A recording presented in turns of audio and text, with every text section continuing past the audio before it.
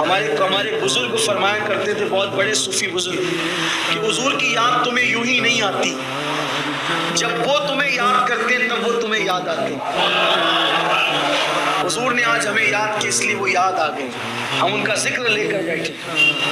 تو کوشش کیا کرو کہ اپنے آقا پہ درود پڑھا کرو، کم سے کم 500 مرتبہ درود پڑھنے کی عادت ڈالو، 1000 بار پڑھو تو اور اچھا ہے۔ آپ کہیں گے اتنا کیسے؟ میں بار بار کہتا ہوں، صرف 20 منٹ کا ٹائم لگتا ہے 1000 بار درود پڑھنے میں۔ صلی اللہ علیہ وآلہ وسلم، یہ سب سے مختصر درود ہے۔ اگر آپ اس کو 100 بار پڑھو گے تو 2 منٹ لگیں گے، 1000 بار پڑھو گے تو 20 منٹ لگیں گے۔ کیا اپنے نبی کے لیے 20 منٹ نہیں نکال سکتے؟ اور جو شخص میرے آقا پر روزانہ 1000 بار درود پڑھے گا، مرنے سے پہلے دنیا کے اندر ہی اللہ اس کو جنت میں اس کا محل دکھائے گا، اس کے بعد اس کو موت آئے گی۔ اس لیے کوشش کرو کہ اپنے آقا پہ درود پڑھو۔ درود پڑھو گے تو جلدی مدینہ منورہ کی حاضری ہوگی۔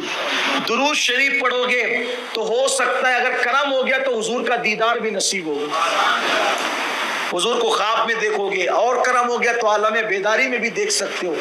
تو آقا پہ درود پڑھنے کی عادت ڈالو، 20 منٹ کا ٹائم روز نکالو، کیونکہ جو دنیا میں جتنا کثرت سے درود پڑھے گا وہ قیامت کے دن اتنا زیادہ حضور کے قریب رہے گا۔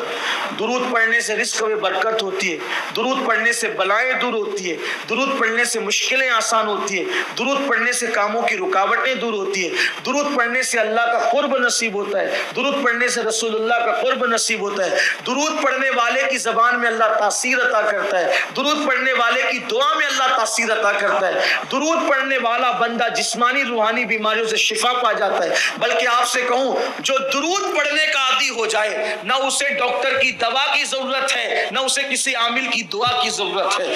ہر درد کی دوا ہے صلی علی محمد، تعویذ ہر بلا ہے صلی علی محمد۔ آپ پڑھ کر تو دیکھو، درود پڑھنے سے کڑوے کسیلے رس شہد کی مکھی کے پیٹ میں میٹھے ہو جاتے ہیں، شہد بنتا ہی درود کی برکت سے۔ ایک مرتبہ پوچھا میرے آقا علیہ السلام نے شہد کی مکھیوں سے کہ یہ تم شہد کیسے بناتے؟ انہوں نے عرض کی یا رسول اللہ، حدیث پاک ہے، ہم یہ پتیوں کے پھلوں کے پھولوں کے رس چوستے ہیں اور جا کر کے اس کو چھتے میں اگل دیتے ہیں۔ تو فرمایا کہ دوسروں کو بتانے کے لیے، ورنہ وہ تو جانتے تھے، ہمیں بتائیں کہ پھولوں کے پتیوں کے رس تو کڑوے بھی ہوتے ہیں، پھیکے بھی ہوتے ہیں، شہد میٹھا کیوں ہوتا ہے؟ کہا حضور وہ چوسنے سے لے کر چھتے تک پہنچنے تک ہم جاتے ہیں تو آپ پہ درود پڑھتے ہوئے جاتے ہیں۔